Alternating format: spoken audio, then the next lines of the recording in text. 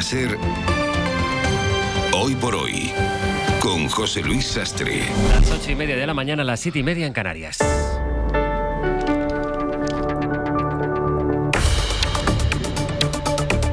Jueves 18 de julio y el abierto de esta calurosa mañana del mes lo vamos a compartir con Cristina Monge. Hola Cristina, buenos días. Muy buenos días, preparada para la primera ola de calor, ¿no? Venga. ¿Sabes que dicen que mañana será peor que hoy? Calla. José María Lasalle, bienvenido. Bien hallado. ¿Qué tal? Y Javier Aroca, que está en Radio Sevilla. Hola Javier, buenos días. Hola, buenos días. Bueno, tenemos muchísimas cosas que quiero que comentemos esta mañana. Sabéis que en Estados Unidos han ido llegando noticias esta madrugada de las presiones cada vez más al más alto nivel que va recibiendo Joe Biden, que por cierto ha tenido que suspender su campaña por COVID para que dé un paso atrás. Él ha dicho que estaría dispuesto solo si un médico se lo aconseja.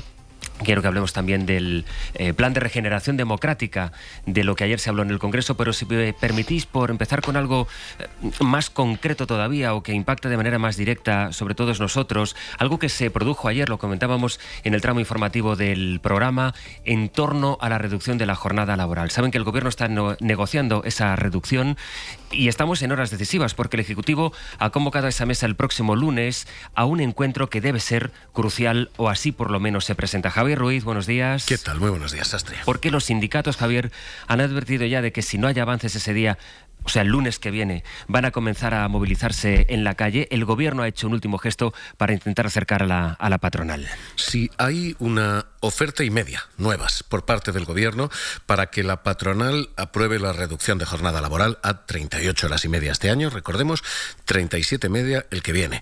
Decías tú, nos afecta a todos. 12 millones de trabajadores van a ver cómo se reduce la jornada laboral. Así que el Ejecutivo ha hecho, insisto, oferta nueva y media. La oferta nueva: flexibilizar la entrada en vigor de la medida, es decir, que no entre en vigor a partir de una fecha determinada, a la cual a partir de ese momento se recorta la jornada, sino en un periodo transitorio. Poco a poco se van incorporando empresas, sectores, convenios colectivos. La otra media es algo que ya había planteado en la reunión anterior, también para ganarse a la COE: flexibilizar el cómputo en algunos sectores, es decir, que, por ejemplo, hostelería o agricultura, donde hay temporadas muy altas, puedan hacer jornadas completas en temporada alta de turismo o en temporada alta de recolección y que luego puedan reducirla en la jornada baja, en la temporada baja. Son dos movimientos realmente con los que el Gobierno pretende atraerse a una patronal que no solo ha dicho no ya también a esta oferta, sino que ni siquiera había entregado una propuesta por escrito hasta la semana pasada. ¿Hay realmente, Javier, la posibilidad de un acuerdo, posibilidad de que este año no recorten la jornada laboral hora y media? Pues la verdad es que cuanto más tiempo pasa, más difícil es aplicarlo, porque menos tiempo nos queda en el calendario. Estamos ya a julio. Si esto se hace, vamos camino de empezar a aplicarlo en septiembre, octubre, noviembre. En fin, el movimiento tiene por parte del Ejecutivo ahora un poquito de táctica. La COE ha dicho tantas veces no, que ofrecerle a la patronal prácticamente todo lo que pedía puede ser la última bala para que Trabajo diga: muy bien, hemos ofrecido todo lo que quiere la patronal, todo ha sido rechazado, a partir de aquí mandamos nosotros, regulamos por decreto. Parece un movimiento táctico.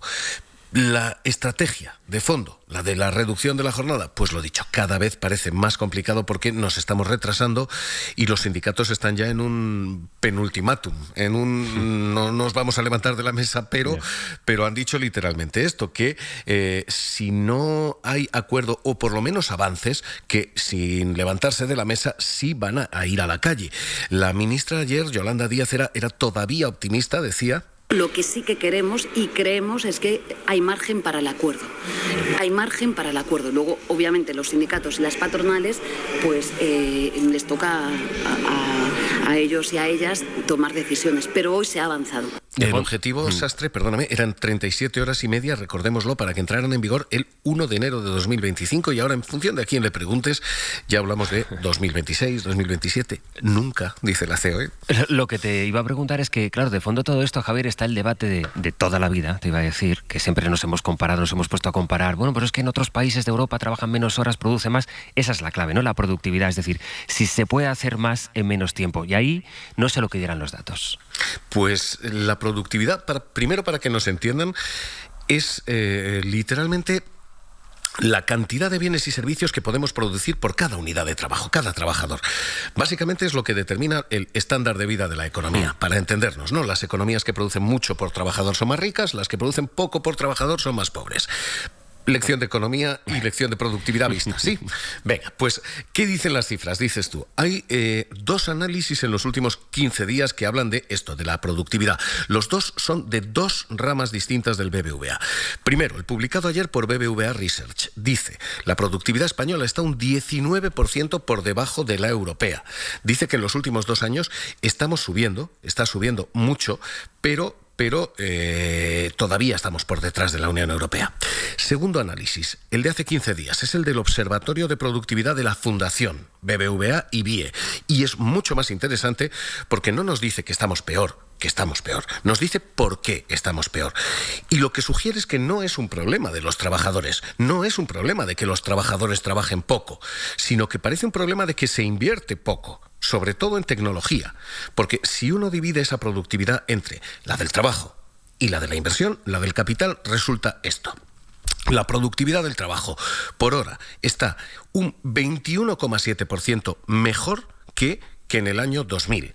Se ha despedido a tanta gente con la gran recesión que hay menos plantillas y estamos haciendo pues lo mismo o más que hacíamos antes. Sin embargo, la productividad del capital está estancada desde aquello. Lleva 20 años parada. Así que el debate está servido ahora, Sastre, y es, ¿hay que producir más? ¿Hay que trabajar más horas para producir más? ¿O hay que invertir más en tecnología para producir más? ¿Qué hay que hacer? ¿Más horas de los trabajadores o más inversión de los empresarios?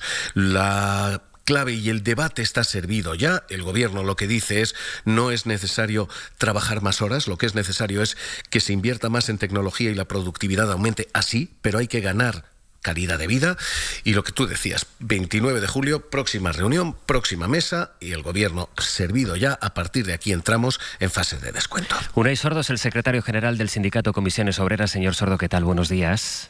Hola, buenos días. ¿Cuál es su respuesta a estas preguntas que ahora planteaba Javier Ruiz? ¿Qué hay que hacer en el debate de la productividad? ¿Hasta dónde pueden ceder o dar cada una de las partes para mejorar el índice de productividad a juicio de Comisiones Obreras?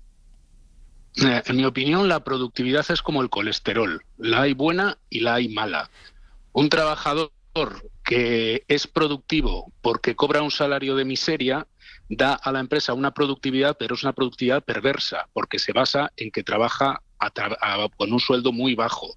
Una persona que está en una tienda y vende 27 productos, pero para hacer la cuenta tiene que sumarlo en un papel de tarda 10 minutos en hacer la cuenta. En cambio, si se ha digitalizado el proceso de cobro a través de un código de barras, como existe en todas las tiendas, se cobra en 1 minuto o menos, en 1 segundo. Por tanto, es mucho más productivo de una forma virtuosa, es decir, no por trabajar con un salario de miseria, sino porque se ha invertido en mejorar los sistemas de trabajo, a través, en este caso, de un proceso de digitalización simple. La cuestión es, ¿qué queremos incentivar en España? ¿Una productividad mala o una productividad buena? ¿Qué sistema de incentivos tenemos para favorecer que las empresas se hagan rentables pagando buenos salarios, con jornadas más reducidas e invirtiendo en formación, en tecnología, en digitalización? Si generamos un modelo laboral en el que el salario mínimo interprofesional era de 700 euros o se trabaja 40 horas metiendo horas extras que no se declaran, como existe ahora mismo en algunos sectores en España, estamos favoreciendo un mal modelo económico. Si incrementamos el salario mínimo interprofesional, los salarios en general, reducimos el tiempo de trabajo, estamos favoreciendo a aquellas empresas que en el futuro van a ser rentables a través de otros sistemas alternativos a los viejos sistemas de explotación que se ha dado en la economía española. Y esto es lo que está en disputa. Por eso yo creo que es el momento de ir a una reducción del tiempo de trabajo por ley, además de la que ya venimos haciendo en las últimas décadas en los convenios colectivos. Lo que pasa que a esto dice la patronal, bueno, pero esto al final son más costes para las empresas y por eso no es el momento para reducir la jornada laboral a las 37 horas y media. Es decir, que la gran parte de la carga recae sobre las empresas.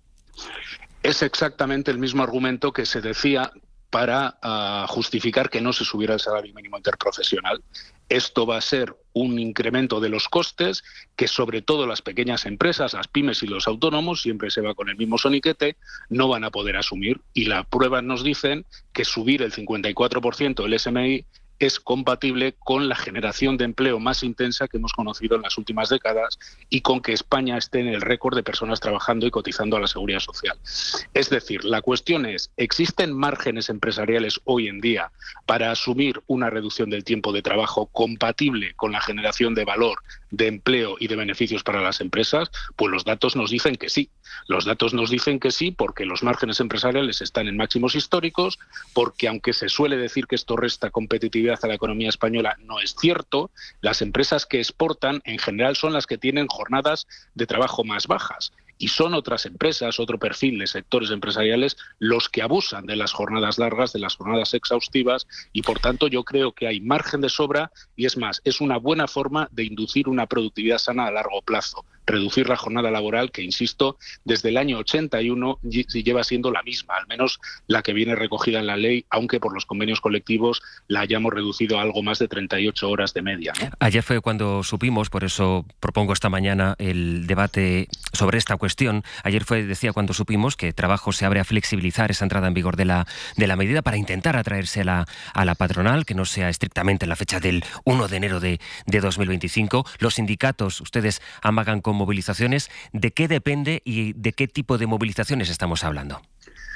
Yo quiero ser taxativo. La negociación ha entrado en bucle y va a haber movilizaciones en septiembre. O sea, yo no veo otro escenario porque en este momento los movimientos que hace el gobierno todavía no han producido ningún cambio de posición en COE. Es que COE sigue sin aclararnos si está dispuesta a negociar una reducción del tiempo de trabajo, porque lo que dicen es que esto se haga en la negociación colectiva. Digo, ya, si es que en eso llevamos 40 años, pero toca empujar esa reducción del tiempo de trabajo a través de un cambio en la ley. Por tanto, ante la cerrazón de la COE, creo que hemos entrado en un bucle donde el gobierno va poniendo posiciones encima de la mesa, pero serían posiciones que podríamos negociar en caso de que hubiera una voluntad expresa de COE de acordar la reducción del tiempo de trabajo, pero como eso no es así, en mi opinión, estamos dando vueltas a un círculo y cuando esto ocurre, la mejor manera de hacer avanzar la negociación es mediante un proceso de movilización. ¿Movilizaciones qué significa? ¿Manifestaciones en las calles? Lo tendremos que decidir conjuntamente con la UGT, evidentemente, pero evidentemente van a ser movilizaciones en las calles, movilizaciones en los centros de trabajo y, bueno, pues sí, lo que es un proceso de movilización, ya le daremos forma. Unai Sordo, déjeme preguntarle, hoy empieza una ola de calor, la primera ola de calor de este verano. Hace 2 años tuvimos noticia del fallecimiento de un operario en las calles de Madrid. Se habló mucho entonces de la situación, de la necesidad de mejorar y actualizar los protocolos para prevenir los accidentes laborales que se deben o que están vinculados al calor. Esto es algo que va a ocurrir cada vez con más frecuencia, cada vez con temperaturas más elevadas, y están negociando también la reforma de la Ley de Prevención de Riesgos. Déjeme preguntarle cómo está esa negociación y si afrontamos periodos como el que empieza ya hoy con todos los mecanismos a disposición. Depende de las empresas, hay empresas de todo tipo, hay muchísimos protocolos de actuación en este terreno y yo lo que sí quiero decir que ante las olas de calor hay determinadas horas del día donde es incompatible con el trabajo y donde el riesgo de que una exposición solar y una exposición de calor excesiva acabe en alguna lipotimia o problemas todavía más graves con fallecimiento, como hemos visto en otros años, es un riesgo que hay que evitar, hay que parar el trabajo cuando es incompatible con la temperatura. Estamos hablando continuamente de la reducción de la jornada laboral. Tan importante como la reducción de la jornada laboral es cómo se distribuye el tiempo de trabajo, porque son dos variables que van muy conectadas, ¿no? Y en este momento quiero hacer un llamamiento, porque ha ocurrido en obras en la vía pública, por ejemplo, el año pasado y hace 2 años también, que se cumplan estrictamente los protocolos, que la Inspección de Trabajo actúe con premura, que los trabajadores y las trabajadoras se dirijan a sus responsables cuando vean que las condiciones son insostenibles y, desde luego, el sindicato allí donde esté, claro, lógicamente donde no esté no lo puede hacer, pero va a actuar para tratar de impedir que esta ola de calor vuelva a provocar víctimas mortales. Lo que pasa que, claro, las situaciones son muy distintas. Fíjate, por ejemplo, lo que es el trabajo en el campo, ¿no? Sí. El trabajo en invernaderos. Es decir, hay situaciones de verdadero expolio de las condiciones de trabajo, de verdadera explotación, y es un momento en el que hay que estar muy alertas y, desde luego, la actuación del poder público con la absoluta contundencia ante los empresarios que incumplan la ley o que incumplan los protocolos tiene que ser un elemento disuasorio de una realidad que, bueno, pues que la hemos vivido otras veces y que es muy muy lacerante, ¿no? Y muy grave, como es que las personas puedan hasta perder la vida por el calor. Unai Sordo, secretario general de Comisiones Obreras, le agradezco mucho su tiempo. Un saludo y buenos días. Buenos días, hasta luego. Pues Javier Ruiz, hemos trazado ya un poco el mapa del mercado laboral en este momento con las dos cuestiones, yo creo, Ruiz, más interesantes o que están ahora mismo más en el debate. Por una parte, porque es lo más perentorio, si tenemos las medidas suficientes para la protección de los trabajadores, de algunos trabajos específicamente sometidos, expuestos al calor, y luego la reducción de la jornada laboral, y por aquí irán las negociaciones de estos días, imagino. Sí, y a partir de aquí lo que acabas de escuchar, porque es la primera vez que se concreta y de forma tan contundente salida a la calle de los sindicatos a partir del mes de septiembre. Ruiz, gracias. Un abrazo. Lo comentamos a la vuelta, ahora son menos cuarto.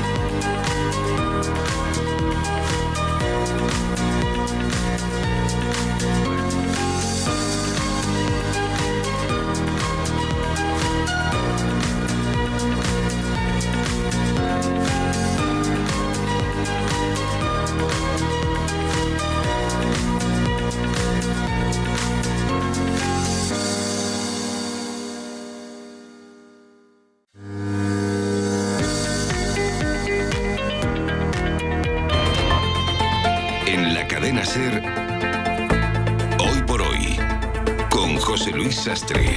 Y con Javier Aroca, José María Lasalle y Cristina Monge en el análisis a partir de lo que nos describía Javier Ruiz y también la conversación con Unai Sordo, el secretario general de Comisiones Obreras. Me parecía interesante, Cristina, empezar esta mañana por aquí en el análisis, luego iremos a la parte política en la que tanto se habla de los consensos, la necesidad de consensos, pero hay otras negociaciones que tienen también de política o de políticas en las que son imprescindibles los consensos, que a lo mejor nos situamos nosotros mismos en la cabecera de nuestros informativos y que tienen, como estamos viendo, una incidencia muy directa en nuestra vida cotidiana. Ya lo creo, pocas tienen más incidencia en la vida de todos los trabajadores, yo diría, ¿no? que esta. Y además, fíjate, Sastre, que son negociaciones que saltan la pared del Congreso de los Diputados, ¿no? Porque trascienden a los agentes sociales, en este caso a sindicatos y patronal. Yo creo además que son negociaciones muy interesantes porque necesitan ser contextualizadas. Y al contextualizarla necesitamos hacer el conjunto del puzzle, ¿no? Lo comentaban tanto Javier Ruiz como Unai Sordo. Este debate de la reducción de la jornada laboral no se puede entender sin un contexto donde estamos hablando de profundas transformaciones tecnológicas, la revolución digital, todo lo que supone la formación, la necesidad de formación, la tecnología, todo un cambio en el mundo del trabajo, la pérdida de centralidad del trabajo, que se ha hablado tantísimo, llevamos ya unas cuantas años, alguna década probablemente hablando de todo esto, y en ese contexto es donde hay que incorporar este debate debate de la productividad, teniendo en cuenta además que tampoco estamos inventando la pólvora. O sea, en estos momentos la reducción de la jornada laboral está ya aplicada en Francia y en Islandia con 35 horas, en Bélgica con 38, en Dinamarca con 37,2, en Países Bajos con 37,3, en Noruega con 38, digamos, de los países de nuestro entorno, ¿no? Ya hay más países que efectivamente ya han puesto, han aplicado ya estas reducciones de jornada laboral, insisto, en ese contexto más amplio. Y luego también ser conscientes cómo esto es una forma más de ver la enorme diversidad de situaciones que existen. Aunque no lo recordemos habitualmente, hay ya bastantes sectores, muchos que tienen que ver con la industria, donde esta reducción de la jornada laboral ya se está aplicando hace años vía convenio colectivo, vía negociación colectiva. Y no solamente no ha pasado nada, sino que muchas de esas industrias, de esas empresas, la productividad o no ha mermado o incluso se ha incrementado. ¿De qué depende? Lo que hablábamos, revolución digital, formación, reorganización del mundo laboral, etcétera, etcétera. Por lo tanto, yo creo que cuando nos aproximamos a este debate hace un tiempo, se veía como una cosa un poco extemporánea, algunos incluso revolucionaria. Luego, cuando vas viendo datos, ¿no?, de cómo todo esto se está aplicando ya en algunos países, de cómo es un factor más de entre todos los factores que tienen que ver con el mundo productivo y de que por la vía de los hechos ya existen algunos sectores y empresas, te das cuenta que tampoco estaba tan lejos de la realidad. Yo creo que tarde o temprano, con mayor o menor énfasis, con mayor o menor dificultad, a plazos o en diferido, ya veremos a ver cómo, pero que esto se acabará haciendo en España. ¿Tú lo crees también, Javier? Sí, porque, bueno, es el devenir de los tiempos. Yo es que empezaría por ahí. El problema que tenemos en España, porque esto es un debate, como acaba de decir Cristina, que se ha producido ya en muchos países de nuestro entorno económico más inmediato, ¿no? El problema es que la patronal española es muy antigua. Pero no solamente es que es antigua, es que laboralmente hablando es preconciliar. Y por tanto estas cosas le suenan a chino, bien porque no la quieren aceptar, bien porque ni siquiera entra en su mentalidad y porque me da la impresión de que cuando la patronal juega política confunde dureza con eficacia. Claro, las cosas que se están diciendo y se han puesto a pasear, por ejemplo, la productividad. ¿Qué quieren decir? Que es verdad, la productividad hay que mejorarla, pero ¿qué quieren decir la patronal y los empresarios? Que aquellos sectores que ya han rebajado su jornada laboral, porque algunos lo han hecho ya y ellos mismos lo reconocen, son menos productivos. O sea, que la banca es un sector poco productiva. Bueno, si lo quieren decir, que lo digan y lo analizamos a ver cuáles son esas causas. Pero vuelvo a insistir, el que en definitiva organiza el trabajo en una empresa es el empresario. Eres el que pone los medios. Bueno, antes ha dado una mini lección, una breve lección, más que mini, breve lección de economía Javier Ruiz, y él sabe, como sabemos todos, que en cualquier manual de divulgación se dice que es el empresario el que ordena los factores de trabajo, ¿no? Bueno, pues los está ordenando mal, porque no consigue la productividad adecuada o porque piensa que su productividad depende de bajo salario y de muchas horas de trabajo. También creo que lo ha dicho Nay Sordo. Sí. Bueno, pues por eso digo y sostengo que es que esta patronal es muy antigua. Es muy antigua en sus conceptos y después muy antigua en sus planteamientos, digamos, negociadores. Porque luego, a insistir, confunde dureza con eficacia. La patronal tiene que ser eficaz a la hora de organizar las empresas, cuando se trata del empresariado stricto sensu, y tiene que ser eficaz también cuando negocia con el gobierno, evidentemente desde su perspectiva. No vamos a pensar que va a negociar desde la perspectiva de los sindicatos o de los propios trabajadores. Pero no es eficaz tampoco, porque yo creo que las posiciones actualmente del gobierno, y que me perdone el gobierno si con esto lo considera un insulto, son muy moderadas, pero bastante moderada. Y si así y todo la patronal no lo acepta, es que por la patronal tiene una predisposición, insisto, antigua y preconciliar, a no entender cómo es el devenir de los tiempos en materia del trabajo. José María. Totalmente de acuerdo, y yo creo que una parte muy importante del debate y de la complejidad del debate está en que no somos capaces de poner nuestra atención en cuáles son las coordenadas de la relación capital-trabajo, de la productividad y de la competitividad en una economía digitalizada como es la que vivimos en el siglo XXI. Hay varios datos. El primero es que, de acuerdo con el World Economic Forum, el peso que tiene el trabajo humano dentro del PIB de las economías automatizadas es decreciente. Su valor es cada vez menor. Otro dato. OpenAI el año pasado planteó un informe donde venía a trasladar que el año 2033 la introducción de la inteligencia artificial supondría que en el ámbito de las profesiones el 80% de las mismas se verían afectadas. Un 20% vería cómo el trabajo se vería reducido a la mitad y en un 10% se agotaría el trabajo para el ser humano. Y finalmente, el año pasado, Cotec planteó un informe muy interesante sobre la digitalización de la economía española, que además de ponerle cifras y decir que el 15% de ella ya estaba completamente digitalizada, hacía un análisis precisamente en uno de los aspectos en los que incidía el secretario general de Comisiones Obreras, que era la importancia que para la competencia tiene la productividad y para la productividad la inversión tecnológica. Pues bien, si se analizan los datos que planteaba Cotec, como digo, el año pasado, en los sectores intensivos de inversión tecnológica, el trabajador digitalizado, por así decirlo, veía incrementada su productividad en un 35%, pero su salario en un 12,5%. Mientras que el capital más ya algorítmico y por tanto que ya no es el capital productivo en el sentido clásico, en un 19%. En resumidas cuentas, que si tratamos de resolver la ecuación con todas estas incógnitas que he planteado, tenemos un problema de complejidad que, en mi opinión, no se resuelve ya ni en el ámbito de una mesa de negociación colectiva, como es la que se está planteando y es todavía la herramienta que tenemos que utilizar para gestionar estos temas. Tampoco se resuelve, en su caso, por ir a las bravas desde el gobierno tratando de reducir la jornada, que va a ser absolutamente inevitable más tarde o más temprano, pero requiere sobre todo reflexiones de prospectiva que alimenten consensos políticos para los que en estos momentos ni la sociedad española ni la clase política está preparada. Pero es inevitable que si se incrementa la productividad a través de la tecnología, se produce un efecto inmediato que es, sí, efectivamente, hay un aumento de esa productividad, pero luego hay también una serie de factores que a veces no se evalúan, que es el impacto que la digitalización tiene en las plantillas y que tiene que ver con la deshumanización y que tiene sobre todo que ver con problemas muy constatables y se ven, y la propia Inspección de Trabajo los plantea, de salud mental, para los cuales el aumento del salario o la reducción de jornada no sirve. Es que eso es lo que está encima de la mesa, es decir, hacia qué modelo de trabajo vamos, y es algo de lo que se está negociando y discutiendo ahora también.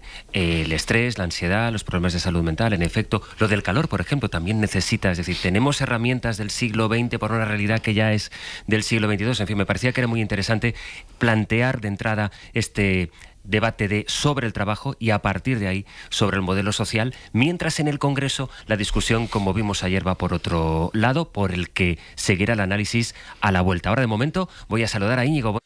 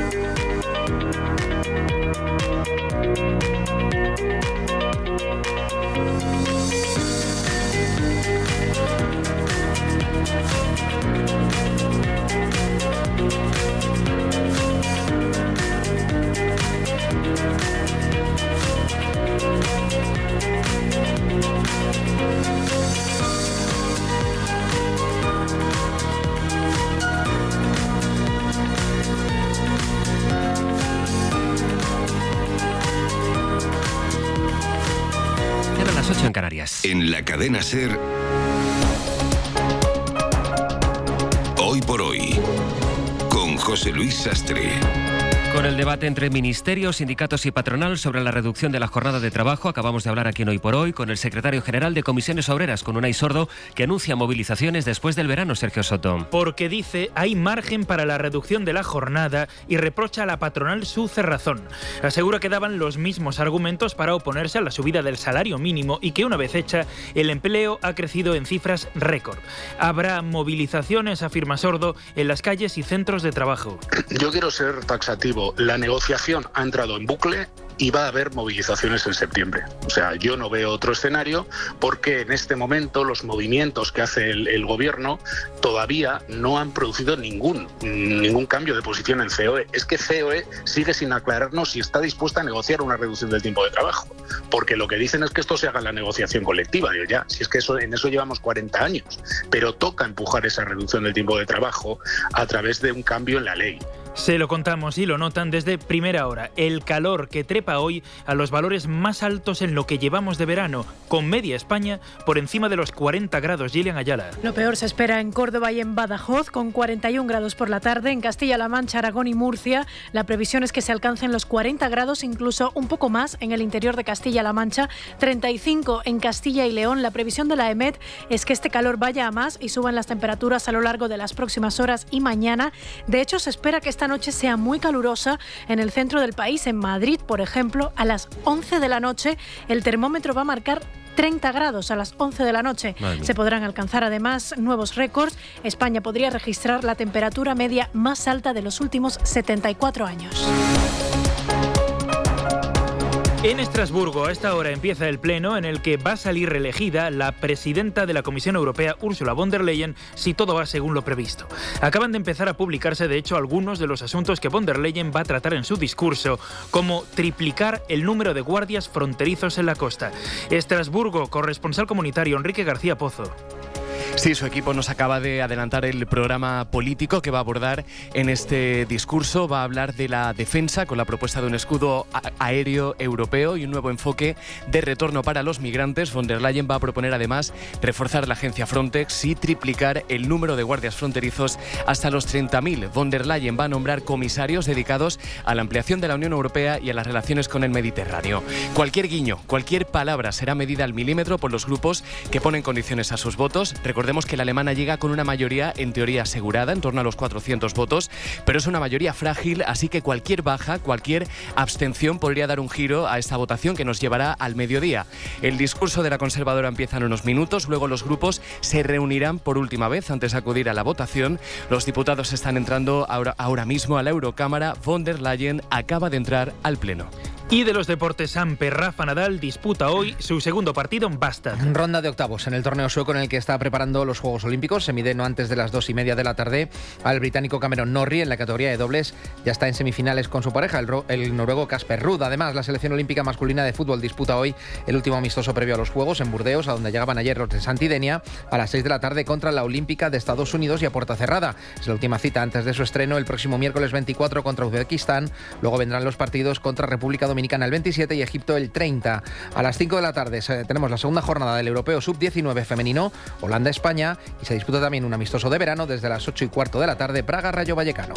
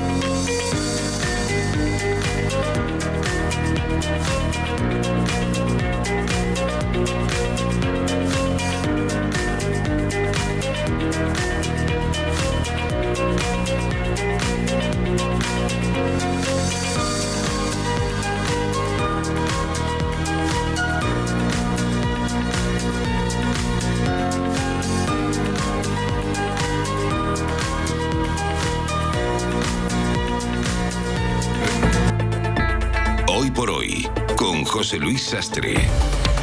Cada año se producen en nuestro país miles de bulos que se comparten, señorías, un 70% más rápido que las noticias verdaderas por las redes sociales y por las aplicaciones de mensajería. Señor Sánchez, el mayor bulo de España es usted. Por eso la toma usted con los medios de comunicación. Algunos hablan de bulo, pues que se miren al espejo, porque según parece no son presidentes del gobierno porque no quieren, no porque no pueden. ¿Eso es un bulo o es una verdad? No hay ningún principio, no hay ninguna convicción, nunca la hay. Esto es otra milonga más, señor Sánchez. Es revelador que haya sido la solidaridad la que haya hecho implosionar los gobiernos del Partido Popular con Vox en 6 comunidades autónomas en menos de un año.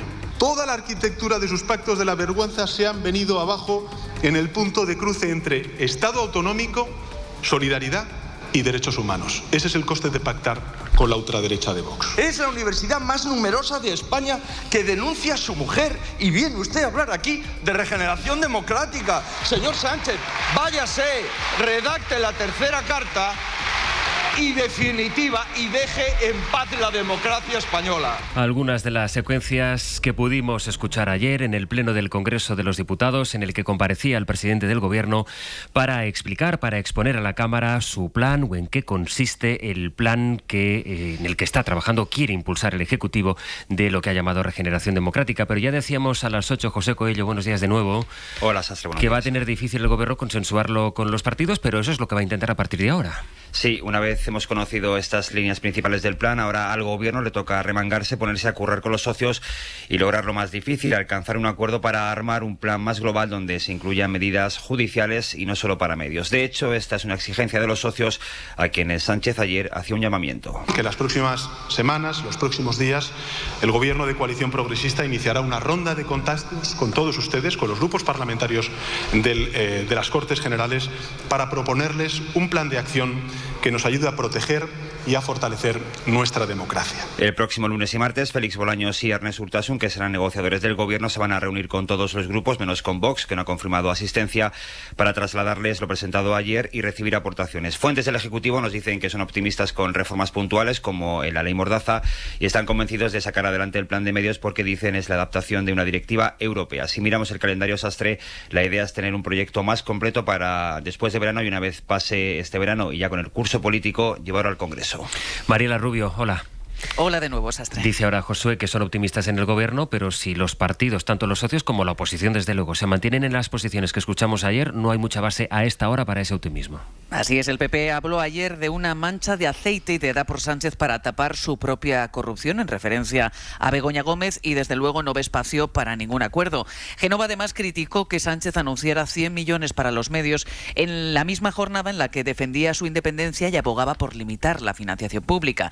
Por su parte, como dices, los socios del Gobierno se quejaban con carácter general de falta de concreción. Sumar hablaba de un plan que se queda corto, decía, y reivindicaba ser la autora, ¿no?, este grupo de las medidas Mollares. Más duros fueron, desde luego, RC, Podemos o Bildu. Escuchamos a Gabriel Rufián, Merchez Prúa, Ione Belarra e Íñigo Errejón. ¿Qué ha venido a hacer hoy aquí? Pareciera una tomadura de pelo anunciar reglamentos europeos de obligado cumplimiento. Y lo que usted ha presentado hoy, sinceramente, ni siquiera se acerca al mínimo exigible. Está intentando tapar con anuncios trampa la realidad. Está bien regular los debates, está bien regular los microdatos de las encuestas, pero democratizar es repartir el poder y la riqueza. Y para eso es para lo que estamos nosotros aquí. También el PNV, Sastre, tomaba de distancia e insistía en su recurrente reivindicación de que se reforme ya la ley de secretos oficiales. Mariela, Josué, muchas gracias. Hasta luego. Esta mañana decías, Lasalle, en Las Claves, que bueno, todo está cambiando tan deprisa que seguramente hacen falta cambios legales. Lo que pasa es que para eso se precisan, tirando del hilo de los consensos, unos consensos que no están, ¿no? No están en una sociedad polarizada, que en gran medida está polarizada y retroalimentada en la polarización porque la comunicación ha cambiado y la aparición de las redes sociales, la desinformación, las fake news antes y ahora las deepfakes, que ya utilizan inteligencia artificial, cambian completamente el marco de reflexión, pero no cambian la urgencia de que la democracia se proteja en la defensa del sustrato moral que consiste en construir una opinión pública informada que tenga acceso contrastable a la verdad. Y este es el dato que hay que poner sobre la mesa y crear las condiciones para que esa reflexión en la que prácticamente están todos, porque ahí está el reglamento de libertad de medios de comunicación vigente en nuestro país desde el pasado 11 de abril, cuando se publicó en el Boletín Oficial del Estado, es de obligado cumplimiento, y esa reflexión está, las medidas están, y el consenso de liberales, socialdemócratas, populares, democristianos también, con lo cual el marco en el que debíamos habernos apoyado desde un primer momento, es decir, de lo que estamos discutiendo es cómo todavía profundizar más en aquello que nuestros mayores europeos ya están de acuerdo. Y este es el debate que debemos poner sobre la mesa. Claro, hacerlo en un contexto tan personalizado, donde ha habido, en mi opinión, un empeño del presidente del gobierno equivocado por trasladarlo desde una experiencia de lo personal al debate de lo político, es lo que vicia de antemano, en un contexto de polarización, que esto pueda llegar a buen término, porque está herido de muerto desde el principio por esas condiciones tan personales, comprensibles, pero tan personales, en las que yo creo que la política no puede incidir, ¿no? Y es significativo también porque, fíjate, acaba de aprobarse también un reglamento de inteligencia artificial, y realmente en estos momentos lo más preocupante y lo más peligroso que opera sobre la verdad en su relación con la democracia como base moral de la misma es las deepfakes. Es decir, la posibilidad de que la inteligencia artificial y sistemas vinculados a ella estén directamente cambiando las imágenes, los sonidos, la percepción que autentica a través de la mirada que proyecta cualquier persona razonablemente informada lo que recibe de información sobre una determinada noticia. Es evidente, ¿no?, que este es un fenómeno, Cristina, que ocurre. Es decir, hay cada vez más desinformación. La hay. La pregunta es: ¿cómo se afronta este debate? ¿Quién lo promueve? ¿Con quién se acuerda? Y sobre todo, ¿quién decide las cosas, ¿no? Es decir, incluso la definición del bulo. ¿Cómo se le pone la aguja aquí? Bueno, el hilo, la aguja. Para empezar abriendo el melón, que yo creo que es lo que estamos asistiendo en estos momentos. Todo esto del plan de regeneración yo creo que parte de un hándicap, y es que en su momento, cuando el presidente del gobierno lo anunció, dijo que iba a suponer un punto y aparte en esta legislatura. Claro, cuando te ponen las expectativas tan altas, luego defraudar es muy fácil, ¿no? Entonces ahora él tiene que jugar contra las propias expectativas que planteó. Yo creo que cada vez va siendo más importante, o por lo menos a mí me resulta cada vez más útil, el ir despejando el humo para ir viendo la realidad, ¿no? Ese cruce de intervenciones en el Congreso que acabamos de escuchar hace un momento de ayer, para mí es humo, honestamente. O sea, creo que no aporta nada, creo que no dice nada más allá de reiterar una vez más la crispación política que se ha instalado en el Congreso de los Diputados. Pero no nos dice nada ni de las medidas, ni de los intereses que puede defender cada grupo, etcétera, ¿no? De la misma manera que si acudimos de una forma reiterada a la idea de polarización respecto a todo, pues tampoco podremos ver que se llegan a muchos acuerdos en esta sociedad y en estas instituciones todos los días, ¿no? Y que pasan bajo el radar, porque la crispación instalada en la carrera de San Jerónimo hace que todo lo nuble. Entonces, yo creo que es bueno que vayamos un poco despejando, ¿no? ¿Qué es lo que realmente planteó ayer el Gobierno? Para mí, tres cosas. Primero, la aplicación del Reglamento de Libertad de Medios de Comunicación Europeo. Vale, es que había que hacerlo. O sea, de hecho, se aprobó hace 2 meses. La pregunta es ¿qué se ha hecho estos 2 meses? ¿No? Porque no está ya. Con lo cual yo creo que hay poca novedad, ¿no? Segundo, dar mayor impulso a todo lo que es las políticas de gobierno abierto. En este país, aunque se sabe poco, existe un Consejo de Gobierno Abierto que tiene una dirección general, que forma parte de un ministerio, que lleva años trabajando, que reúne representantes de administraciones públicas de todos los niveles, Administración General del Estado, comunidades autónomas, entes locales, expertos de la sociedad civil, profesionales, y que llevan años trabajando y pensando cómo desarrollar los principios de gobierno abierto. De hecho, se está elaborando el 5º plan de gobierno abierto. O sea, que fijaros si hace tiempo ya que se está con esto, ¿no? Y tercera cuestión, anunció el presidente del gobierno una ronda de negociación con los grupos parlamentarios, que a mí me gustaría que además esa ronda también tuviera en cuenta a personas de expertos, profesionales o gente de sociedad civil más allá de los grupos parlamentarios, para ver hasta dónde se podía llegar en otro tipo de medidas de regeneración democrática. Realmente los anuncios que se hicieron ayer fueron estos 3. Hay quien dice, hombre, esperábamos un plan detallado. Pues honestamente yo creo que no hubiera sido lo mejor, porque algo que habla de regeneración democrática en su mismo proceso tiene que pretender ya profundizar en democracia, y por lo tanto no me hubiera parecido una buena idea que desde la presidencia del gobierno se hubiera dado un plan cerrado, aquí lo tiene usted, si le gusta lo coge y si no lo deja, ¿no? Sino que me parece más interesante el abrir un debate de deliberación, un debate de contraste donde se pueda ver hasta dónde se puede llegar, teniendo en cuenta además que esto es un proceso. O sea, la regeneración democrática ni se soluciona por decreto ni se apañan 2 días, entre otras cosas porque tampoco apela solamente al gobierno, a los ministerios o a los diputados y diputadas, senadores y senadoras, sino que apela a un montón de actores sociales que esto de la democracia, como es complejo, pues al fin y al cabo necesita de muchos actores interactuando a la vez en la misma dirección, ¿no? Entonces no creo que hubiera sido la mejor idea. Hay quien dice, bueno, pero es que en realidad lo dio ya medio calculado. Pues tampoco creo que estuviera muy calculado, o si lo tenía muy calculado no lo contó, porque lo que vimos ayer fue un esquema de esquemas, prácticamente, ¿no? Entonces, bueno, yo creo que entramos, como decías, Sastre, decías, ¿cómo se abre todo esto? Bueno, ¿cómo se pincha todo esto? Pues abriendo el melón. Entonces, empezando a abrir un debate, siendo conscientes de que esto no se soluciona ni en una sesión parlamentaria ni en un verano. O sea, que yo creo que nadie debería esperar que en septiembre tuviéramos en este país el plan de regeneración democrática que solucionara con los males de la democracia. Efectivamente, no se soluciona con el BOE solamente, aunque hace falta el BOE, insisto, o sea, hace falta el BOE, pero no se soluciona solamente con el BOE, sino que esto es un proceso amplio de deliberación público, muy complejo, que yo creo que es buena noticia que como sociedad hayamos empezado. Y ahora decía Lasalle, el punto que origina este debate, que es por donde venía la crítica del Partido Popular. Ayer la escuchamos en el Congreso de los Diputados, cuando dicen que esto lo promueve Pedro Sánchez justo cuando se da la circunstancia de la causa que está investigando un juez de Madrid a su esposa. Javier, para no interrumpirte, como tengo que ir a publicidad, si te parece, te escucho a la vuelta. Me parece. Las 9:18.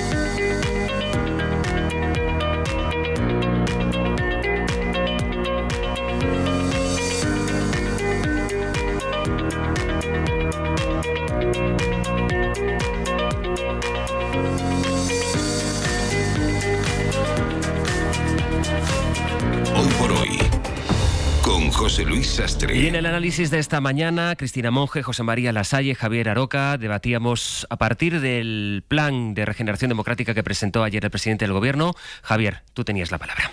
Pues mira, Yo creo que si tomamos como partida el género epistolar, la primera carta del presidente del gobierno, independientemente de sus cuestiones personales, fue una carta bastante asumible por la mayoría de la sociedad democrática de este país, independientemente de los colores, ¿no? Porque efectivamente planteaba problemas muy serios que están azotando y en algunos casos incluso agotando la democracia, no solamente en España, sino fuera también de nuestro contorno, ¿no? Pero precisamente por eso a mí me pareció que las respuestas que se están dando a aquel primer debate abierto están siendo muy insuficientes y yo creo que inútiles incluso. Ayer el debate que se produjo en el Parlamento me pareció un debate paupérrimo, un debate absolutamente desenfocado, doméstico en el sentido peor de la palabra, por tanto lo diré abiertamente, un debate cateto que parece que todavía considera los Pirineos no como un obstáculo geográfico con el resto de Europa, sino como un obstáculo mental. ¿Y por qué digo esto? Pues por algo que ya han adelantado mis compañeros y más concretamente La Salle, ¿no? De lo que estábamos hablando ayer, que ha producido ese revuelo y ese debate donde han participado no solamente el Parlamento, sino todo el que se mueve alrededor del Parlamento en estos asuntos. Me refiero al campo mediático, al campo de la comunicación. Hombre, es que nadie de los que estaba allí sentado, ni nadie de los que han hablado y comentado sobre esto han tenido la prudencia o el mínimo esfuerzo de leerse el reglamento 1083-2024 aprobado el 11 de abril de 2024 publicado en el BOE y que ya está en vigor, aunque será aplicable de manera faseada aproximadamente hasta el verano de 2025. ¿Nadie se lo ha leído? Porque si la gente se lo ha leído, el debate sobra. Mire usted, es que no es una directiva, como se ha dicho, es un reglamento. Por tanto, es aplicable directamente y en todos sus términos desde el momento en que entra en vigor.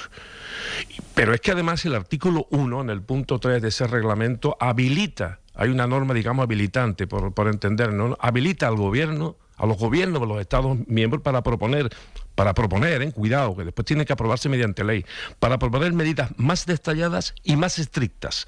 Dice concretamente ese reglamento llamado de libertad de medios de comunicación. Luego, por tanto, ¿de qué se está hablando? Se está hablando desde el punto de vista de un debate en un Parlamento que en este caso es subsidiario, porque esto ya se ha debatido, se ha aprobado y además se ha aprobado por unanimidad y además con más ímpetu todavía porque se trata de un reglamento, en este caso del Consejo y también del Parlamento, es decir, de los dos órganos colegisladores de la Unión Europea, es decir, toda la potencia del mundo. Y aquí estamos en un debate cateto sobre si esto, si lo otro. Mire usted, por favor, vamos a preocuparnos de elevar la categoría democrática del debate en este país, porque si no estamos convirtiendo esto en, yo qué sé, en una cháchara, ¿no? Y eso se presenta ayer como una medida novedosa. No, mire usted, es que esto ya está en vigor. Y va a estar en la aplicación. Y usted lo que puede hacer es mejorarla si quiere y hacerla más estricta y más detallada, como dice el reglamento 1083. Pero ¿en lo demás qué? Porque esto ya nos viene de Europa. ¿Lo demás qué? ¿Lo demás qué es? La ley Mordaza, por ejemplo. Acabo de leer en publicidad, más o menos lo sabía, pero me quería asegurar, ¿no? ¿Qué dice la RAE sobre la palabra mordaza? Y mordaza dice más o menos, a ver si lo tengo por aquí apuntado, aparato o lo que sea que se pone en la boca para impedir hablar. Eso es lo que dice ley Mordaza. O sea, cuando a la ley Mordaza se le llama ley Mordaza, no se le llama porque se le ha ocurrido un día a un periodista, sino porque la Mordaza lo que significa es impedir hablar. Es decir, la ley Mordaza tiene elementos gravísimos que impiden en este país ejercer la libertad de expresión y la ley de opinión. ¿Y cuál fue el debate ayer? Pues que si se aplica y se reforma un poquito o se reforma un poquito más de lo poquito. Pero a pesar de que la mayoría del consenso jurídico internacional habló negativamente de esta ley, incluso en instituciones tan prestigiosas como algunas de las ramas de las Naciones Unidas, nosotros nos reunimos en el Parlamento de España para hablar de regeneración democrática y la ley Mordaza, bueno, como si no fuera con nosotros. Pero hay algo más, ¿Se habló algo ayer de la reforma del Poder Judicial? Porque digo yo, ¿puede un sistema democrático seguir viviendo con estos aparatosos casos de lawfare en donde algunos jueces, no todos, están practicando un intento absoluto de juristocracia que va en contra de los valores fundamentales que inspiran cualquier democracia, no solamente nuestros valores constitucionales, sino los valores generales que están incluso por encima de la Constitución, que son valores demócratas. Nada. Pero otra cosa más práctica. Por favor, de verdad que vamos a seguir todavía con la ley de secretos oficiales, una ley aprobada en los tiempos de Franco y que está todavía en vigor. De verdad que un país democrático, con partidos democráticos, con partidos progresistas, es capaz de presentarse en la calle y contarle a la gente que seguimos con una ley de secretos oficiales franquista y al mismo tiempo plantear una ley de regeneración democrática. No. Insisto, ayer fue un debate paupérrimo y además un debate cateto, porque el debate se produjo con todo el mundo de espaldas a lo que está pasando en Europa. Y este debate que hoy se plantea y que mucha gente se rasga la vestidura sobre la libertad de medios, sobre los bulos, sobre los deepfake o fake news, todo eso está debatido ya en Europa. Lo que hay que aplicarlo. Y entonces, Javier, ¿por qué crees que se empieza por aquí? Pues porque no se sabe. No se tiene ni idea, y porque se piensa que la política es la política inmediata, la de balcón a balcón, la de que tú me dices, yo qué sé, madridista, y yo te llamo a ti barcelonista. O bético o sevillista, aunque nuestro debate es mucho más elevado. Dicho sea de paso, tiene otras connotaciones más profundas que las que no me voy a detener porque no tenéis tiempo ni lo vais a comprender, con perdón. Pero bueno, quiero decir que es un debate mínimo. Es un debate mínimo. Si escuchamos, mira, la introducción que habéis hecho de las palabras que se cruzaron el señor Sánchez y el señor Feijóo, la verdad son lamentables. Mire usted, venimos a hablar de regeneración democrática y usted habla de las mujeres del presidente. ¿Pero esto qué es? ¿De verdad que estamos en serio todos puestos y dispuestos a defender la democracia? Porque la democracia es lo que está en peligro. No el chiringuito de uno, el chiringuito del otro, o la alternancia, por no llamar el turnismo político que se produce inevitablemente en España cada vez que haya elecciones. Si cuando haya elecciones y pierde el PSOE va a gobernar el PP. Y si el PP no es capaz de seguir gobernando el PSOE, si es que de ahí no salimos, esto es bucle. Luego, por tanto, oiga, pónganse ustedes los dos de acuerdo si verdaderamente el bipartito representa la verdadera opción de Estado, como dicen ellos, porque eso es lo que dicen ellos de ellos mismos, que ellos son el Estado, los dos partidos mayoritarios. Oiga, no nos den ustedes más este espectáculo, pónganse de acuerdo y hagan medidas verdaderamente regeneradoras de la democracia, que nos hacen falta, que la transición ya se ha quedado antigua. Hace falta entrar ya a la segunda transición. José María.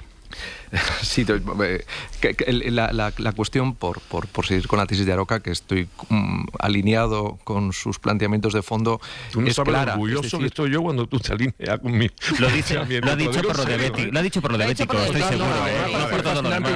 Y un día deberías desarrollar esa tesis que nos ha dejado a todos siempre fascinados. Yo no he dicho que sea bético, yo he dicho entre bético y sevillista, aunque es verdad, como todo el mundo sabe, que soy bético, por supuesto. Pues ya está, pues eso. Pero eso está muy bien. Yo creo que son los debates que a veces son necesarios poner sobre la mesa para distender el ambiente. Claro. Precisamente durante el debate parlamentario relativo a este reglamento en el seno de la Unión Europea, se insistió en un dato: la democracia no puede vivir con la mentira.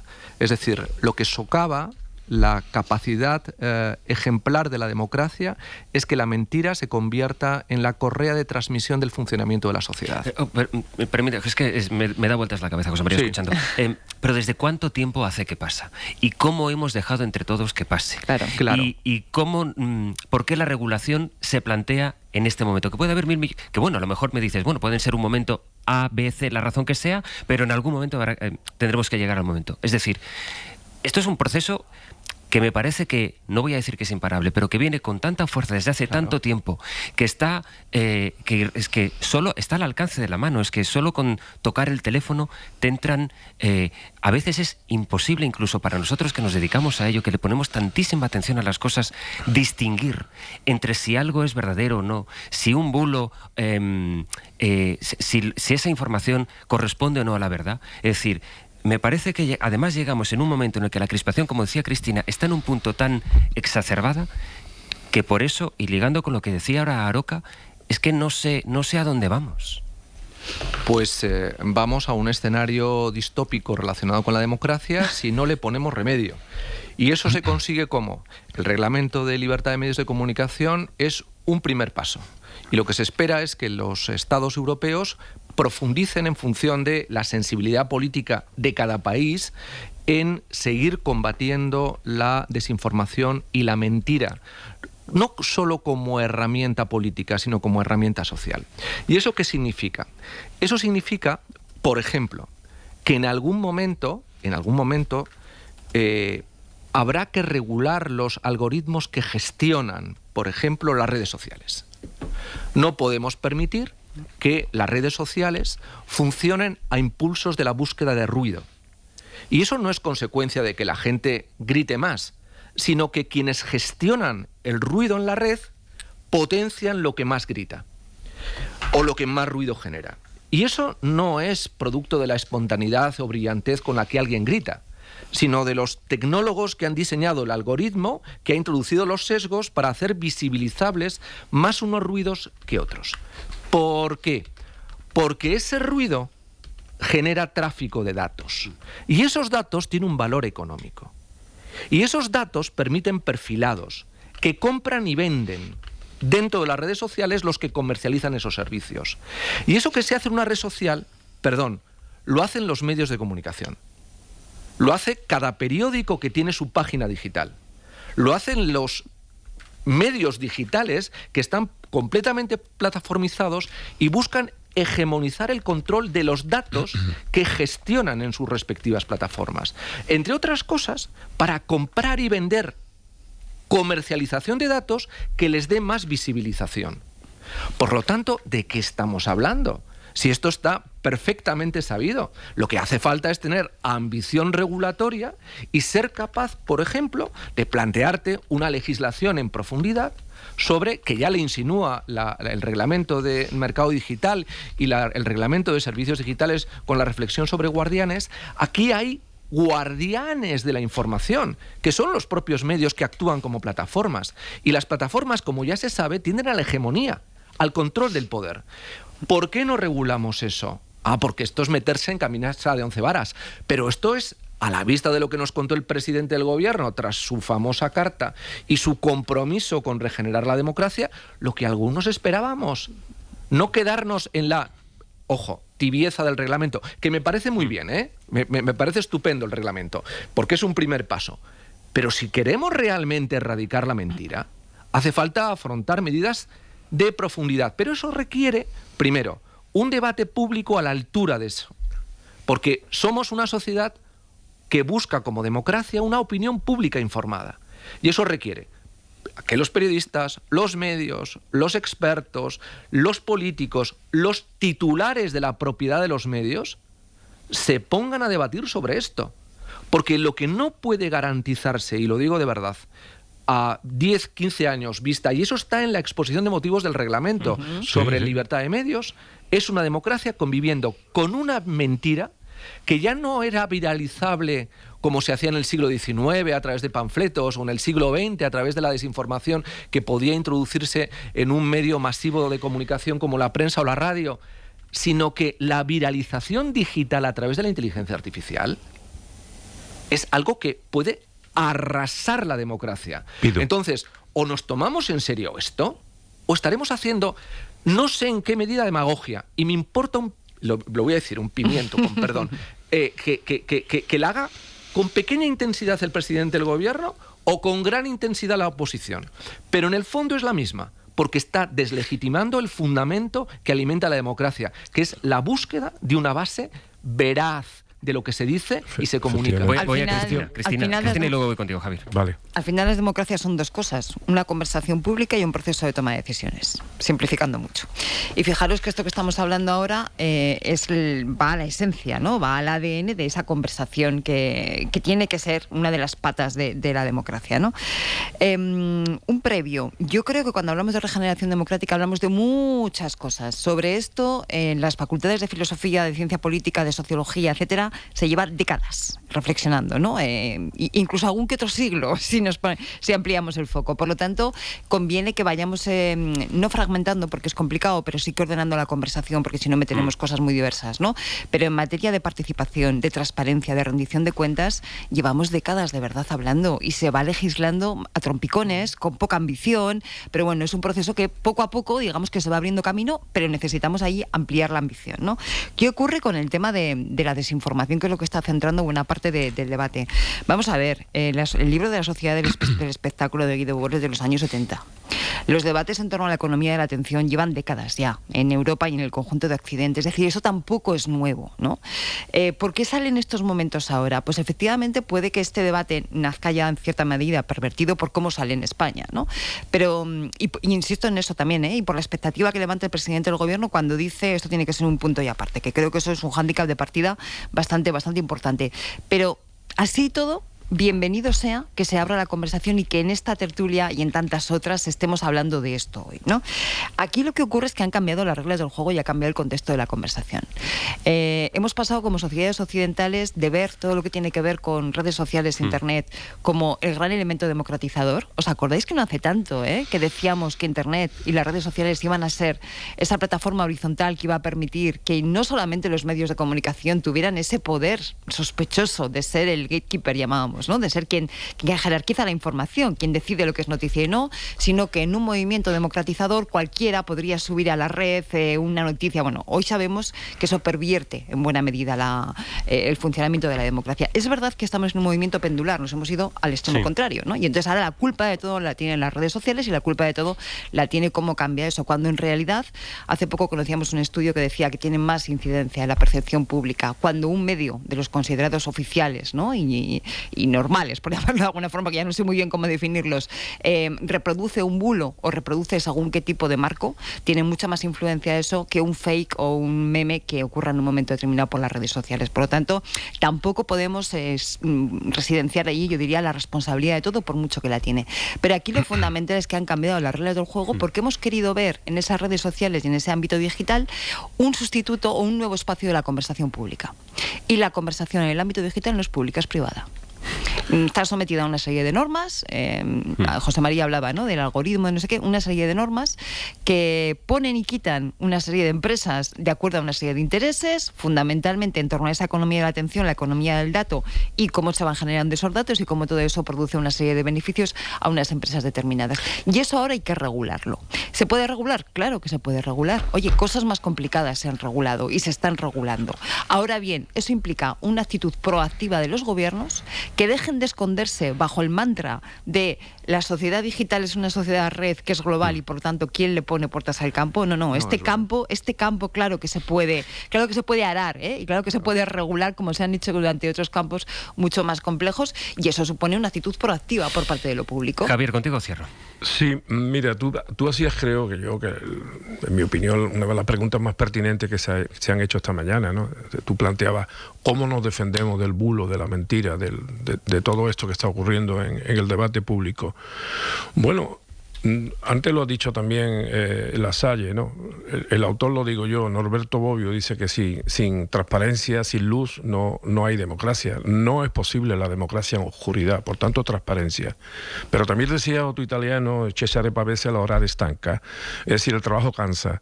Es decir, es importante empeñarse en la libertad y en la democracia. Por ejemplo, yo sé que cansa, pero ayer el debate hubiera sido más rico si las partícipes en el debate se hubieran leído el reglamento 1083.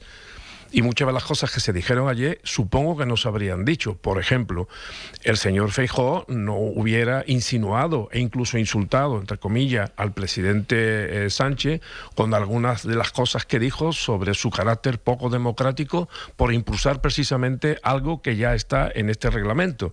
Porque digo yo, si el señor Feijóo se hubiera leído el reglamento, ¿le hubiera dicho al presidente Sánchez lo que le dijo?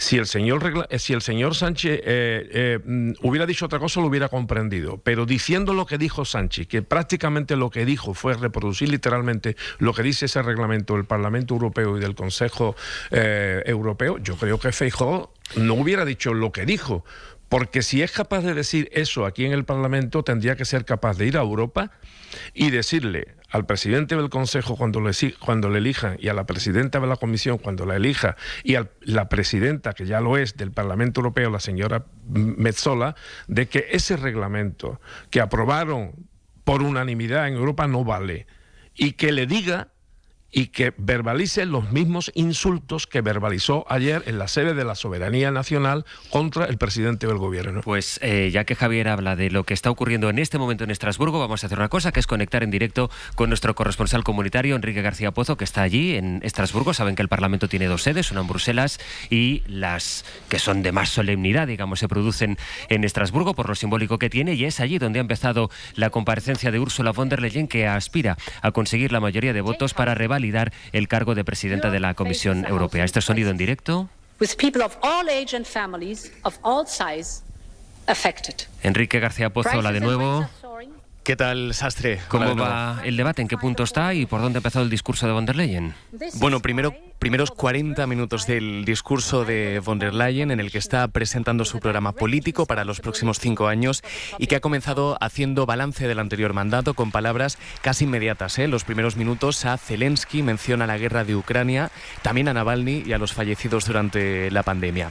Y ojo, porque en estos 40 minutos de debate ya ha puesto encima de la mesa alguna de las claves que le han exigido o que le están exigiendo los grupos para darle su apoyo. Ha dicho que la Unión Europea quiere que cumpla los objetivos verdes, lo que podría entenderse ya como un guiño a los grupos a su izquierda. Ha hablado además de un plan europeo de vivienda que desarrollará un comisario específico. Esta era una de las medidas que les exigían los socialistas, y se ha propuesto crear una verdadera Unión Europea de la Defensa con el nombramiento de un comisario de defensa. Era algo que ya sabíamos, pero por ejemplo en materia migratoria ha prometido triplicar hasta 30.000 los agentes fronterizos, una demanda que pedían algunos grupos que le exigían medidas más duras contra la inmigración irregular.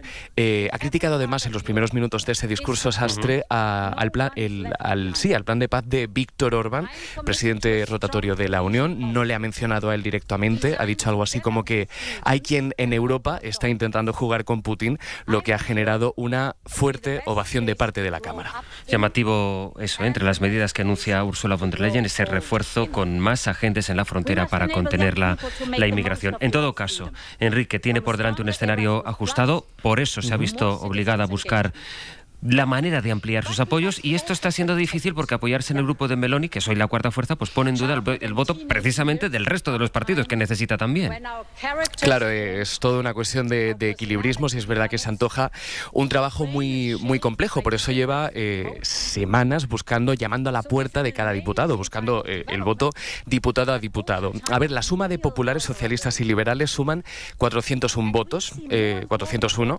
La mayoría está en 361, pero hay problemas adicionales. Aquí el voto es secreto, y dentro de los grupos no se espera de los grupos que han dicho que la votarían, no se espera un voto unánime, ¿no? Un voto a favor en bloque. Habrá delegaciones que se saldrán de ese apoyo, incluso en el propio Partido Popular es probable que no la voten. Los republicanos franceses, en el grupo de los liberales, los irlandeses ya han dicho que no la van a votar. Veremos cómo es el apoyo de los socialistas, si es en bloque o no. En cualquier caso, por eso todos los grupos, varias fuentes nos decían que van a estar muy atentos, lo están ya, a este discurso para ver si recoge los compromisos adquiridos y si verbaliza que no cooperará con la extrema derecha, que es lo que le ha prometido a liberales, verdes o socialistas. Si te parece, escuchamos a Irache García, del Grupo Socialista, con la que hablaba hace unas horas.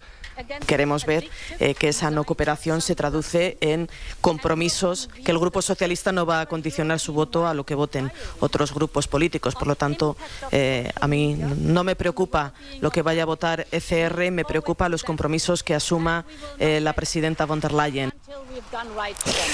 Pero claro, como tú decías, si miras a tu derecha se te van de la ecuación, por ejemplo, los verdes, que tienen 53 diputados y que repiten que están dispuestos no solamente a darle su voto esta mañana, sino a apoyarla el resto de la legislatura. Ella lo que ha hecho es no cerrar la puerta a nadie. Se ha reunido, por ejemplo, con el grupo de Meloni, lo hacía el martes. Ellos, ECR, que es la cuarta fuerza política, todavía no ha revelado sus cartas. Veremos si tenemos de ellos un apoyo unánime, en bloque, o son algunas delegaciones, por ejemplo la italiana, la de Hermanos de Italia, la que finalmente la apoye, un apoyo que dan por hecho en el Partido Popular. Pues nos vas contando a lo largo de la mañana. Enrique, gracias. A vosotros. Todavía tengo tiempo de saludar a nuestra corresponsal en Estados Unidos, que es Sara Canal. Hola Sara, buenos días. ¿Qué tal, Sastre? Buenos días. Con la gran noticia que estamos contando, Sara, desde primera hora, las informaciones que en realidad nos han ido llegando de madrugada con varios titulares de la CNN, también de la CBS, que apuntan a conversaciones al más alto nivel dentro del Partido Demócrata para que Joe Biden, conversaciones que se producen en privado, pues dé ese paso atrás que muchos le están pidiendo, que renuncie a aspirar a la carrera presidencial. Es verdad que él es la primera vez que ha reconocido en una entrevista que podría dar ese paso solo si se lo pide un médico. Poco después de decirlo, las circunstancias han llevado a que tuviera que suspender su campaña porque ha dado positivo en COVID. En fin, esas son las informaciones, Sara, que nos han ido llegando esta noche. Pues sí, Biden ha anulado sus actos de campaña para hacer cuarentena en su residencia de Delaware, asegurando que se encuentra bien y que seguirá trabajando mientras se recupera. Pero ocurre el mismo día en que aquí se ha reavivado el debate sobre su posible renuncia.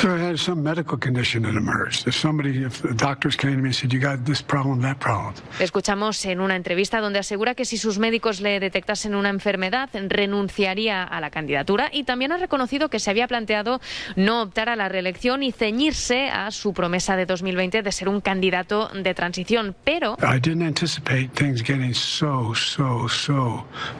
que no había previsto que el país estaría tan dividido, en una clara referencia a Donald Trump y a la polarización que no ha parado de aumentar tras el asalto al Capitolio. Mientras tanto, aquí la presión crece en torno a su posible renuncia. Según apuntan los medios, los líderes demócratas del Congreso y del Senado se reunieron con él la semana pasada para advertirle que si mantiene su candidatura podría poner en peligro a los demócratas, y también ha hablado con él Nancy Pelosi, expresidenta de la Cámara de Representantes y figura muy influyente, preocupada por las recientes encuestas que apuntan a que Trump le podría derrotar en noviembre. Pero al parecer, Sastre, y esto es significativo, el presidente en privado se muestra más receptivo ante la posibilidad de dar un paso al lado, aunque es una idea que contrasta con el Biden más tozudo, persistente y que no se rinde, que hemos visto en público. Tú estás allí en Milwaukee todavía, donde se está celebrando la convención de los republicanos, donde, por cierto, esta próxima madrugada intervendrá ya Donald Trump, pero de momento quien ha aparecido ha sido J.D. Vance, su número 2, en el primer discurso que le hemos escuchado allí frente al partido. Pues ha sido un discurso muy esperado ante la presencia otra noche de Donald Trump, a quien hemos visto sentado en la grada con la oreja aún vendada y que escuchaba muy atentamente estas primeras palabras de su joven vicepresidente. J.D. Vance ha entrado en el estadio al son de la música country, vitoreado por delegados y seguidores, eufórico y sonriente, para dirigirse por primera vez a la población y aceptar oficialmente la nominación de Donald Trump. I officially accept your nomination to be Vice President of the United States of America. Ha hablado sobre su pasado, sobre su dura infancia, dedicado gran parte del discurso a su relación con Trump, a alabarle y a proyectarse junto a él en la Casa Blanca, muy alineado con sus políticas, constantes referencias también a la clase obrera, o ha defendido también una política migratoria propia del trumpismo. And then the Democrats flooded this country with millions of illegal aliens. Atacando a los demócratas por inundar al país de inmigrantes ilegales, o ha bromeado también sobre el hecho de que su abuela tuviera 19 armas en casa, y todo ello ante un público completamente entregado. A gritos de Joe, vete a casa, o pancartas con mensajes como Trump equivale a fortaleza y Biden a debilidad, manifestaba su rechazo hacia el presidente. La traca final, sin embargo, la tendremos hoy con el discurso oficial de aceptación de la nominación de Donald Trump, que será además la primera vez que le escuchemos tras su intento de asesinato. Sara, gracias. A vosotros. Quedan apenas 3 minutos, pero sí quiero que vamos a repartirlos entonces equitativamente, pero sí quería escucharos a vosotros con la reflexión de algo que, Javier, parece que es cada vez más difícil, la situación de Joe Biden al frente de la candidatura demócrata, ¿no? No es sostenible por razones obvias, porque son visibles, pero no es sostenible porque en el caso de que Joe Biden no se echara al lado y siguiera hacia adelante, lo iba a hacer con un partido demócrata dividido, o sea que sería el colmo, no ya una sociedad so divided, como ha dicho él, de la sociedad norteamericana, sino va a ser por un partido demócrata muy dividido. Yo creo que hay una clave en todo esto. Yo siempre atribuyo poderes a alguien que a lo mejor la gente no se lo atribuye, pero yo sí, y es el caso de Nancy Pelosi. Si Nancy Pelosi se ha entrevistado con Joe Biden, me temo que Joe Biden va a tener que dar un paso al lado. Otra cosa es lo que diga George Clooney y otros, en fin, próximos, ¿no? Pero si ha intervenido Nancy Pelosi, Bueno, yo me tocaría la ropa. Hay que ver cómo se mide la influencia, que la de George Clooney tampoco debe ser pequeña, sobre todo entonces económicamente. Sí, pero no, y como donante de la campaña. Él hablaba del Todopoderoso. Yo aposté la semana pasada porque el Todopoderoso era George Clooney, por eso que acabáis de decir, pero si interviene Nancy Pelosi, hacer mi caso. Bueno, Nancy Pelosi y George Clooney, bromas aparte, un editorial de New York Times, pequeño detalle.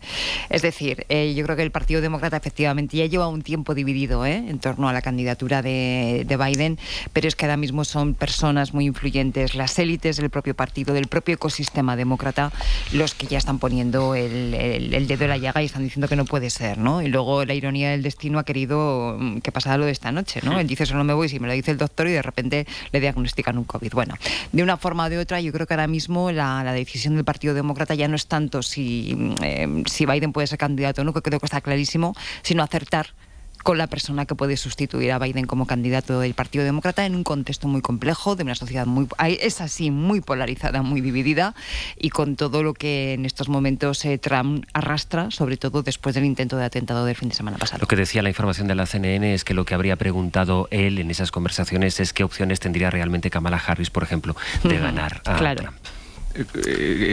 Los 4 años que ha sido vicepresidenta realmente ha estado silenciada, y no porque el presidente lo haya hecho, sino por su probablemente falta de capacidad para proyectar una personalidad política lo suficientemente fuerte como para ser ahora candidatable a la presidencia de los Estados Unidos, ¿no? Y eso abre la candidatura 1000 veces mencionada de Michelle Obama, o incluso como un recurso in extremis del propio expresidente Obama, porque realmente la tendencia de fondo es tan bestialmente pro-Trump en el seno de esta sociedad norteamericana fanatizada en sus bases más profundas, especialmente en ese cinturón de óxido en el que J.D. Vance es protagonista real de lo que representa esa América profunda. Plantea un escenario en el que o los demócratas se ponen las pilas o todos vamos a padecer a Trump 4 años al frente de la Casa Blanca. Pero además no es fácil acertar con el perfil, ¿eh? O sea, hay que hacer un estudio muy pormenorizado, hay que tener mucho tino, mucha intuición para acertar efectivamente con el perfil que puede sustituir a Biden como ganador de Trump. Es que yo comprendo. El 16 de agosto hay tiempo. Es que yo comprendo incluso en este caso las reservas de una persona que en principio parece que no es el idóneo, que es Joe Biden. Cuando ha preguntado por Kamala Harris, porque evidentemente yo dudo de que Kamala Harris esté en condiciones políticas, cuidado, de hacerle frente a Trump. Yo no lo creo en ningún caso. En poco más de 3 minutos. No, nada, simplemente que es que hay que echar la mirada atrás también, porque lo más importante que tiene que hacer un líder siempre es tener preparado su relevo.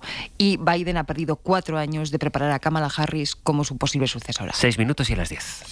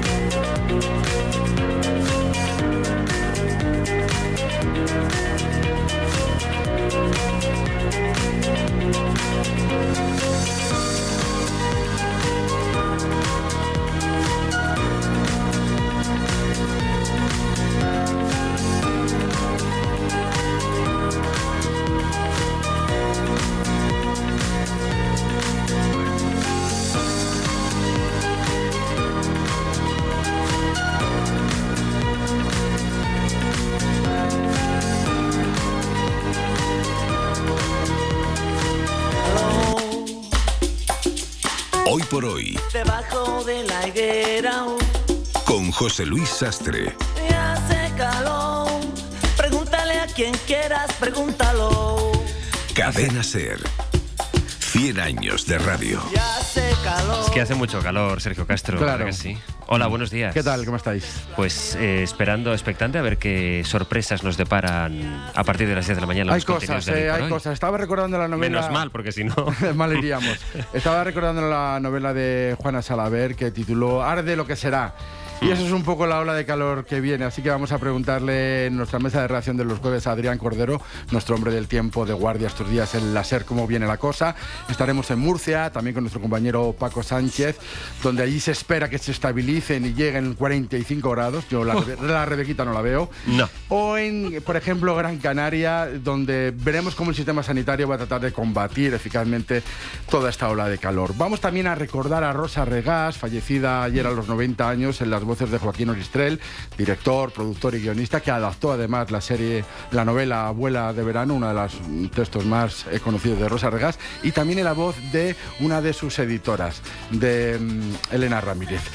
Que las matemáticas son para el verano es un hecho, sobre todo si las cateas en invierno. Absolutamente. Seguramente os suena. Así que con la matemática Clara Grima vamos a preguntarnos si podemos hacernos amigos definitivamente de las matemáticas. Y en este primer episodio vamos a ver qué tienen en común las matemáticas y el periodismo. Y por supuesto, tenemos concurso, porque en el año... Vuelve el concurso. En el año que celebramos el centenario de la radio, vamos a preguntarnos qué saben los que hacen la radio de la radio. Ay. Y vamos a meter en el ring hoy a Pedro Pérez Perea contra Mario Panadero. Si lo quieren ver así los oyentes, hora 20 y pico contra La Ventana. Vamos a enfrentar programas a ver quién sabe más de radio. Y he visto que en el panel no estamos nosotros y debemos estar, porque los países organizadores de la Eurocopa también la juegan. Vale. Bueno, pero ¿y si quedamos mal? No, porque también hacemos las preguntas. Vale. Entonces es que te tengo que decir todo. No me gustaría haber llegado a este punto. Va a haber concurso en el Hoy por Hoy de verano, de este verano. Habrá concurso y hoy lo estrenamos a partir de las 11:30. Estas cosas que ha contado Sergio y alguna cosilla más. Hasta las 12:20. De momento, José María Lasalle, Cristina Monge, Javier Aroca, muchísimas gracias y hasta la próxima. Gracias a ti. Un fuerte abrazo. Adiós.